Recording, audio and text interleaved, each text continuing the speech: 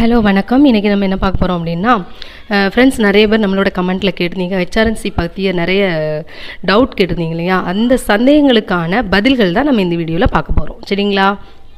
Okay, first நீங்கள் வந்து செய்ய வேண்டியது என்ன அப்படின்னா, ஸ்டடி மெட்டீரியலை கலெக்ட் பண்ணணும். சரிங்களா?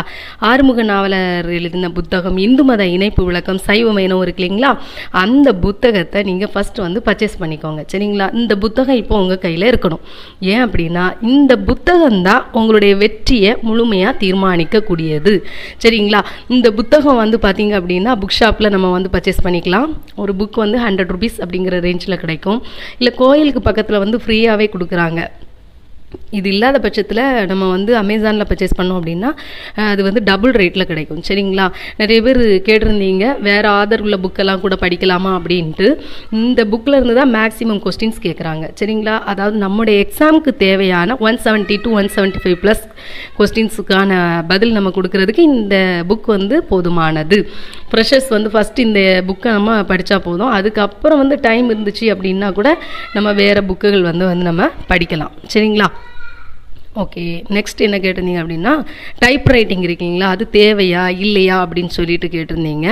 அந்த டைப் ரைட்டிங் வந்து குரூப் 4 எக்ஸாமுக்கு தான் ஃபஸ்ட்டு ப்ரிஃபரன்ஸ் கொடுப்பாங்க. இந்த எக்ஸாம் பொறுத்தளவில் என்ன அப்படின்னா, டைப் ரைட்டிங்லாம் தேவையில்லை. அதாவது 10th குவாலிஃபைடு இருந்துச்சு அப்படின்னா குரூப் 8 எக்ஸாம் வந்து நம்ம எழுதலாம். இதே நீங்கள் வந்து டிகிரி வச்சுருந்தீங்க அப்படின்னா குரூப் 7B வந்து நம்ம எலிஜிபிள். அதோட ஹிந்து ரிலீஜியனாக இருக்கணும். ஓகேங்களா?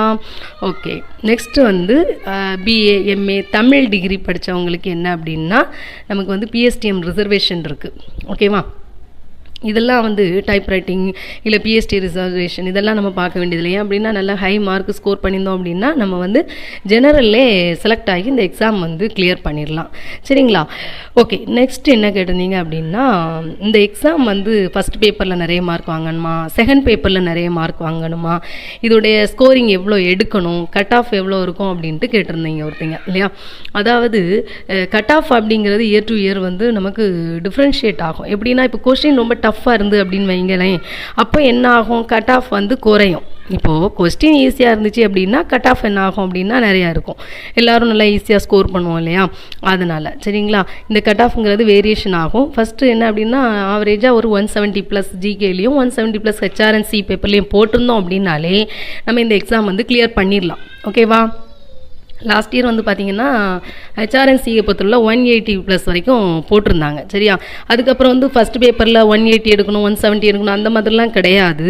நீங்கள் ஃபஸ்ட் பேப்பரில் வந்து 180 190 வரைக்கும் எடுக்கலாம். அதாவது ஜிகேல ஒருத்தர் டேலண்டட் பொறுத்து தானே. அதே மாதிரி ஹெச்ஆர்என்சியில் சிலர் கம்மியாக வாங்குவாங்க, சிலர் ஹெச்ஆர்என்சியில் அதிகமாக வாங்குவாங்க, ஜிகே பேப்பரில் கம்மியாக வாங்குவாங்க. அது வந்து மேட்ரு இல்லை. என்ன அப்படின்னா, ஆவரேஜாக நமக்கு 170 ப்ளஸ் 170 ப்ளஸ் அப்படிங்கிற ரேஞ்சுக்கு நம்ம ஸ்கோர் பண்ணியிருந்தாலே போதுமானது. சரிங்களா? ஓகே, அப்புறம் இன்னொருத்தங்க வந்து என்ன கேட்டிருந்தீங்க அப்படின்னா, ப்ரீவியஸ் கொஸ்டின்ஸ் கேட்டிருந்தீங்க இல்லையா?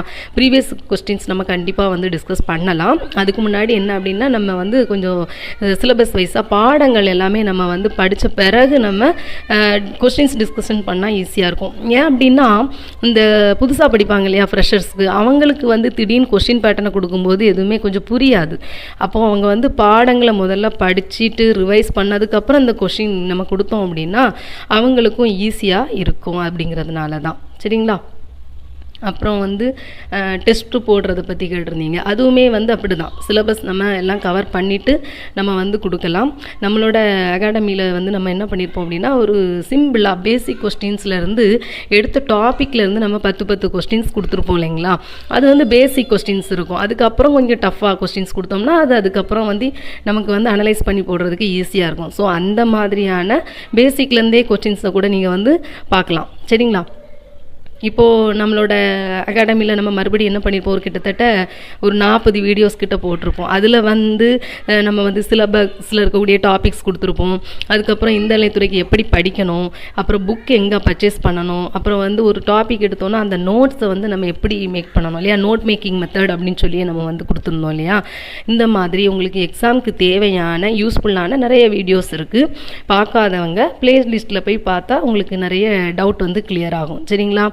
அதுக்கப்புறம் வந்து பார்த்தீங்க அப்படின்னா, டெஸ்ட் பேட்ச் உண்டா, இதுக்கு வந்து காஸ்ட் உண்டா அப்படின்னு கேட்டிருக்கீங்க. கிடையவே கிடையாது. இது வந்து ஃபுல்லாகவே வந்து ஃப்ரீ தான். சரிங்களா?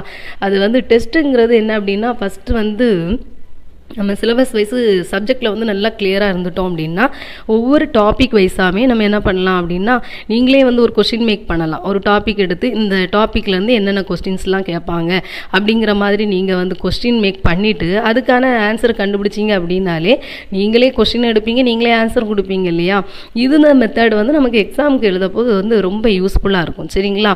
அதனால் நம்ம ஃபஸ்ட்டு வந்து சப்ஜெக்ட் வைஸ் படிச்சுட்டு அதுக்கப்புறம் நம்ம வந்து ப்ரீவியஸ் இயர் கொஸ்டின்ஸ் வந்து டிஸ்கஸ் பண்ணலாம். சரிங்களா? இப்போ வந்து ஓல்டு ஸ்டூடெண்ட்ஸ் எல்லாம் இருப்பாங்க இல்லையா, ஏற்கனவே படித்தவங்கலாம் இருப்பீங்க இல்லையா, அவங்க எல்லாருமே வந்து இப்போ கொஸ்டின்ஸ் எல்லாமே வந்து என்ன பண்ணியிருப்பீங்க, பார்த்துட்டே தான் இருப்பீங்க. ஆனால் நான் இது வந்து ஃப்ரெஷர்ஸ்க்கு சொல்கிறேன். நிறைய டவுட் கேட்டிருக்கீங்க, அந்த சந்தேகங்கள் எல்லாமே உங்களுக்கு இந்த வீடியோவில் கிளியர் ஆகும்னு நான் நினைக்கிறேன். சரிங்களா? ஓகே, இன்னும் அடுத்த வீடியோ சந்திப்போம். நன்றி.